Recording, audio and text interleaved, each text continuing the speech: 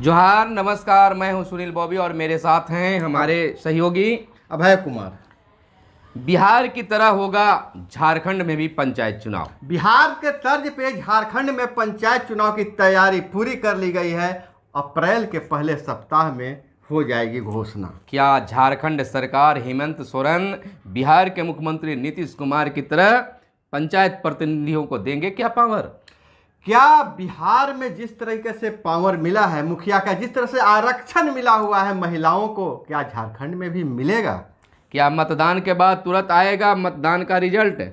2 से 3 दिनों के भीतर आ जाना चाहिए मतदान का रिजल्ट। लेकिन पिछले 2 चुनावों में मतदान के लिए झारखंड में करना पड़ा था 1.5 से 2 महीने तक इंतजार। क्या 4 चरणों में या 7 चरणों में होगा चुनाव? 4 चरणों में चुनाव करवाने की है तैयारी। लेकिन जिस हिसाब से नक्सल प्रभावित इलाके हैं, मतदान 7 से 10 चरणों में होने की उम्मीद है। मैट्रिक और इंटर परीक्षा के बाद होगा झारखंड में पंचायत चुनाव। मैट्रिक और इंटर परीक्षा के बाद झारखंड में पंचायत चुनाव की बात कही जा रही है। लेकिन जिस हिसाब से पंचायत चुनाव टलते जा रहा है और कोरोना का ग्राफ नीचे जा रहा है, तो बहुत हद तक उम्मीद है कि मैट्रिक की परीक्षा से पहले भी पंचायत चुनाव संपन्न करवा लिया जाए। 2 बार टाल दिया गया है झारखंड पंचायत चुनाव। तीसरी बार टलने के बाद केंद्र से नहीं मिलेगी खास राशि और अप्रैल से मई के महीने के बीच होगा झारखंड में पंचायत चुनाव। तैयारियां पूरी कर ली गई है। अधिकारियों का प्रशिक्षण समाप्त हो गया है। अब बूथ लेवल अधिकारियों का प्रशिक्षण का दौर जारी है। झारखंड में कैबिनेट मीटिंग में हुआ पंचायत चुनाव की प्रोसीडिंग पास। अब आपको बताएंगे विस्तार से तमाम खबरों को। हमारे साथ बने रहिए। लेकिन उससे पहले कहना है कि अगर आप झारखंड वासी हैं तो आप अपने जिले, प्रखंड और पंचायत का नाम बताइए, आपका नाम क्या है, और अपने व्हाट्सएप ग्रुप में हमारे इस वीडियो को शेयर कीजिए ताकि तमाम जनप्रतिनिधि जो बनने वाले हैं उन तक हमारी वीडियो पहुंचे, उनको खास लाभ मिले। बिहार में बढ़ते कदम के बाद अब झारखंड में भी हमारी कदम पहुंच चुकी है और झारखंड के उम्मीदवारों के लिए, संभावित उम्मीदवार जो हैं, जो उम्मीदवार बनना चाहते हैं, मुखिया, वार्ड, जिला परिषद, तमाम लोगों तक हमारी बातें पहुंचे और उनको सहायता प्रदान हो, इसके लिए हमारी वीडियो को देखना न भूलें। तो हम अब खबरों को विस्तार से बताते हैं। जैसा कि आपको पता है, बिहार में और यूपी में लगातार जो हमारे चैनल की सफलता मिली है, हमारे चैनल को लोगों का विश्वास जीता है, तो झारखंड से बहुत आग्रह आ रहा था, रिक्वेस्ट आ रहा था कि झारखंड पंचायत चुनाव पर कवरेज मिले। चूंकि हमारा सिर्फ उद्देश्य चुनाव करवाना ही नहीं है, लोगों को जागरूक करना है, जनप्रतिनिधियों को इस लायक खड़ा करना है कि वह पूरे पंचायत में जो सरकार से मिलने वाली राशि है, सरकार से मिलने वाला पावर है, अपने पावर को पहचाने और गांव का विकास हो। इसलिए जो प्रत्याशी है वही नहीं, अगर गांव के आप निवासी, आप मतदाता हैं, फिर भी आपको हमसे जुड़े रहने की ज़रूरत है, क्योंकि हम गांव की सरकार के बारे में विस्तृत जानकारी देते हैं। तो आप इस समय देख रहे हैं हमारे खास कार्यक्रम गाँव की सरकार।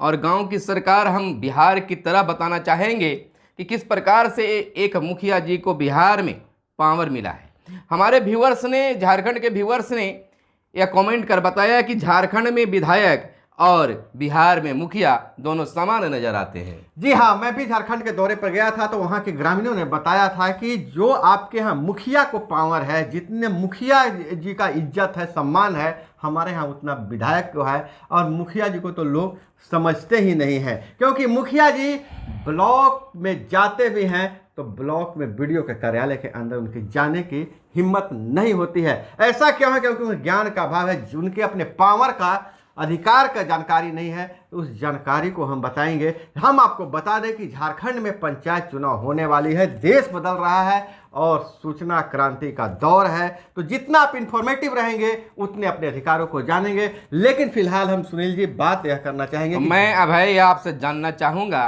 कि झारखंड सरकार का एक बड़ा बयान आया है मीडिया के सामने। उसमें कहा गया है कि झारखंड का चुनाव जो है बिहार पंचायत चुनाव के तर्ज पर किया जाएगा। इसका क्या मायने लगाते हैं?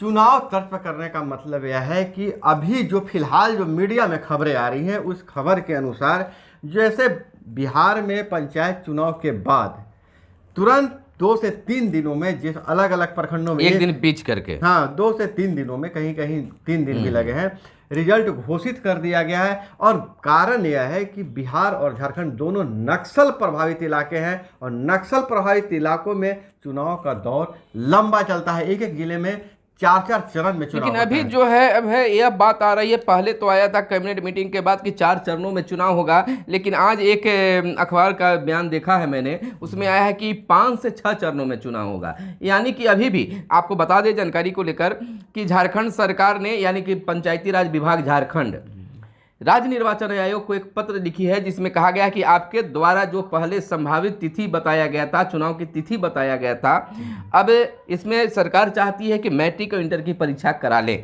उसके बाद तो जो संभावित तिथि दिए गए थे उसमें फेरबदल करने की बात आ गई है। तो अब फिर से झारखंड के पंचायती राज विभाग ने पत्र लिखा है राज्य निर्वाचन आयोग को और कहा है कि अब इसको देखते हुए यानी मैट्रिक इंटर की परीक्षा को देखते हुए, आपको बता दें कि इंटर की और मैट्रिक की जो परीक्षा है वह मार्च के अंतिम सप्ताह में प्रारंभ होंगे, जो कि अप्रैल तक चलेगा, और अप्रैल में ही पंचायत चुनाव कराने की बातें आ रही है।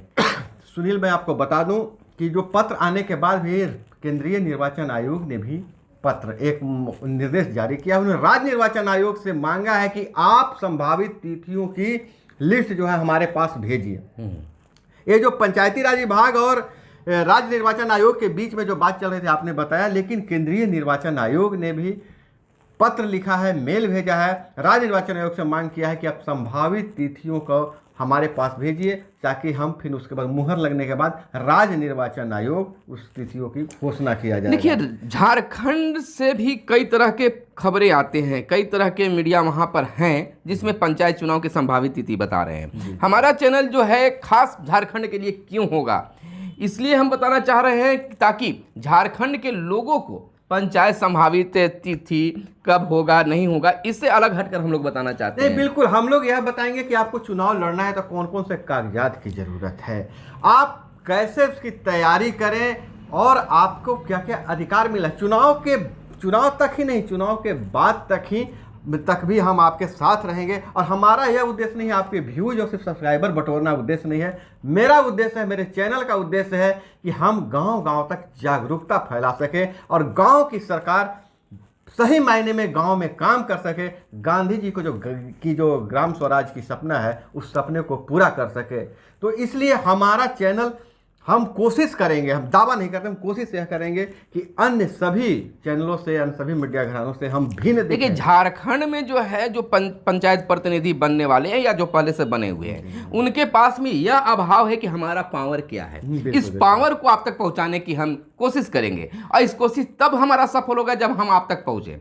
तो आप हमारे पंचायत में हम लोग हमारी टीम को बुलाना चाहते हैं तो नीचे पट्टी पर हमारा नंबर चल रहा है, उस नंबर पर फ़ोन कीजिए और बताइए कि आप किस पंचायत से हैं, और जब पंचायत चुनाव शुरू होगा तो उस समय हम आपके बीच आएंगे और आपके यहाँ जो मुद्दा है उस मुद्दा को उठाएंगे। और आपको बता दें कि हमारे चैनल पर आप सर्च करके देख सकते हैं कि आप पंचायत चुनाव में किसी भी पद से आप चुनाव लड़ना चाहते हैं तो आपको लड़ने के लिए क्या करना चाहिए, आपको चुनाव की तैयारी के लिए क्या करना है, चुनाव कैसे लड़ें, चुनाव में आपके पास पैसे नहीं है तो चुनाव कैसे लड़ें, अगर आपका प्रतिद्वंदी बहुत ज़्यादा मजबूत है तो चुनाव में कैसे जीत हासिल करें, इन सारी बातों की जानकारी दी गई है।